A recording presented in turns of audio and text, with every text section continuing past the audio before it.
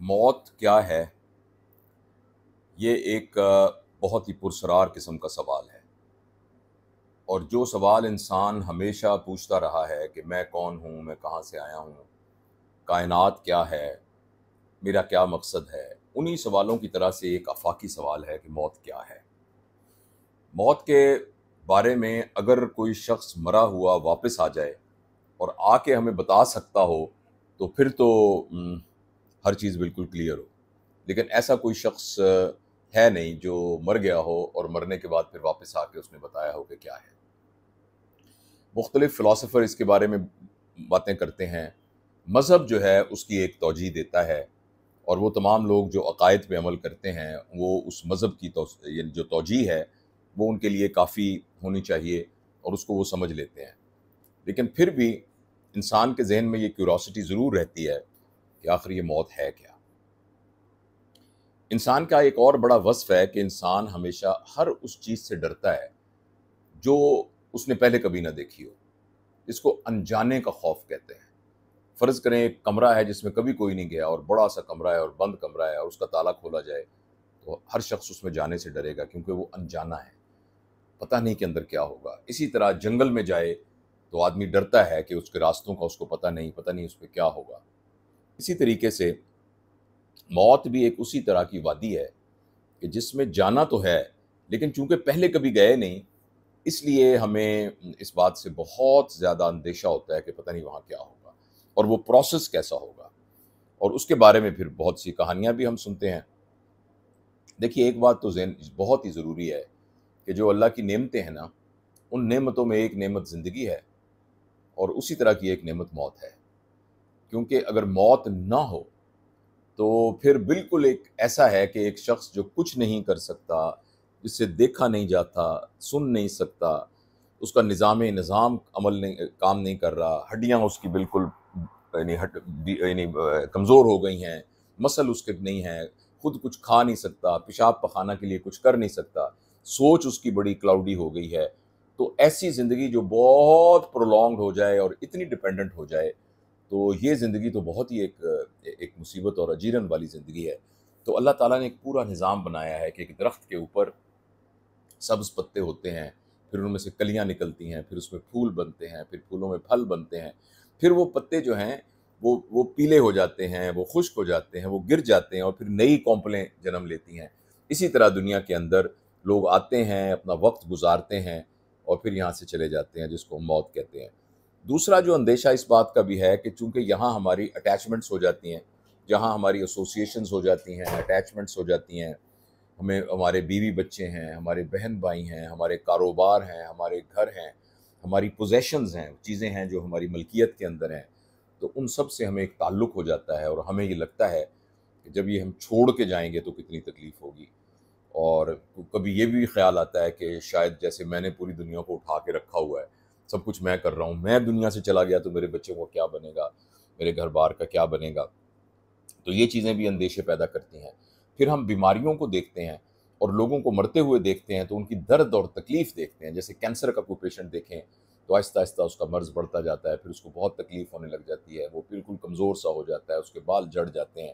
اور وہ ہمیں ایک اذیت ناک ایک کیفیت نظر آتی ہے۔ تو ہم یہ کہتے ہیں کہ بھئی یہ تو بڑا مشکل ہے اور موت بڑی تکلیف دہ ہے۔ لیکن سوال وہی ہے کہ کسی نے آ کے ہمیں آج تک بتایا نہیں ہے کہ موت کیا ہے۔ میں اب ان ساری باتیں کرنے کے بعد کچھ تھوڑا سا جو میں خود موت کے بارے میں سوچتا ہوں، اور ظاہر ہے ہم سب اب آہستہ آہستہ موت کی طرف ہی جا رہے ہیں۔ جب ایک آدمی کہتا ہے میں 30 سال کا ہو گیا ہوں، تو اصل میں وہ یہ کہنا چاہ رہا ہوتا ہے کہ میں 30 سال مر چکا ہوں،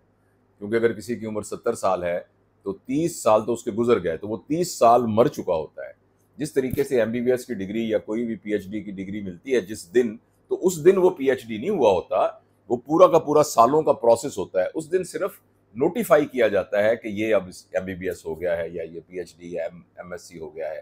بالکل اسی طریقے سے ہم دن بدن مرتے جا رہے ہیں، daily minute by minute, second by second ہم مرتے جاتے ہیں، لیکن جس دن موت ہوتی ہے اس دن صرف نوٹیفیکیشن ہوتا ہے، اس دن اعلان کیا جاتا ہے کہ یہ آج مر گیا، لیکن مرنے کا پروسیس تو بہرحال ساتھ ہی شروع ہے۔ تو جو 50 سال جی چکا ہے تو ایکچولی 50 سال مر چکا ہے۔ دوسری بات یہ ہے کہ کچھ باتیں ہیں. ایک تو یہ ہے کہ موت کے بعد ایک زندگی ہے، یہ ہمیں ہمارے مذہب نے بتایا ہے، اور موت کے بعد ایک زندگی ہے. اس زندگی کا تعلق اس زندگی سے ہے کہ یہ زندگی کیسے گزاری جائے گی. جس طریقے سے یہ زندگی گزاری جائے گی اسی کے بقدر جو ہے وہ اس کے بعد کی زندگی ہوگی. اچھا، ایک بات میں آپ کو صرف یہ بتانا چاہتا ہوں بحیثیت ڈاکٹر. میں نے اس پر جب بہت غور کیا تو میں نے یہ دیکھا کہ جو شخص میں نے بہت سارے لوگوں کا انٹرویو کیا جن کو گولی لگی تھی، گن شاٹ انجری ہوئی تھی، کیونکہ میں سرجن ہوں اور بہت سارے مریض میں نے دیکھے ہیں. انہوں نے بتایا کہ جب ہمیں گولی لگی تو ہمیں ایکچولی کوئی درد نہیں ہوا تھا، ہمیں لگا کوئی چیز یہاں گرم سی ہے، اور اس کے بعد جب خون نکلنے لگا تو ہمیں پتہ لگا. اسی طرح جن کو شارپ ویپن سے کسی نے سٹیب کیا تو ان کو بھی اسی قسم کا احساس ہوا، اور اتنا شدید درد نہیں ہوا جتنا کہ ہم سمجھتے ہیں کہ اتنا درد ہوتا ہے. اچھا، دوسری بات یہ ہے کہ جب آدمی موت کے سائیکل میں جاتا ہے نا، جس کو ہم 6 سیل سنڈروم کہتے ہیں، یا وہ جو ٹرمینل سٹیج ہوتی ہے، تو اس میں جو سب سے پہلے خون کا دوران کم ہوتا ہے وہ دماغ کے دوران خون کا دوران کم ہوتا ہے. تو وہ مرتا ہوا شخص جو ہمیں بعض اوقات ایسے ایسے کر کے سانس لیتا ہوا نظر آتا ہے یا تڑپتا ہوا نظر آتا ہے، میرا اپنی یہ اسیسمنٹ ہے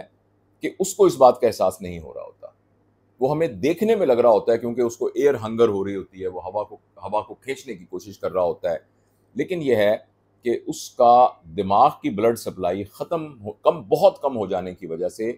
اس کا وہ جو احساس کا سسٹم ہے وہ ختم ہو جاتا ہے. تو لہٰذا مجھے یہ لگتا ہے کہ موت جو اچانک موت ہوتی، جیسے کار کا ایکسیڈنٹ ہوا تو وہ ایک دہشت کی کیفیت ہوتی کہ ایک دم گاڑی ٹکرائی اور یہ ہوا اور وہ ہوا، لیکن ادروائز جب موت کا ایکچوئل وقت ہوتا ہے میرے خیال میں اس وقت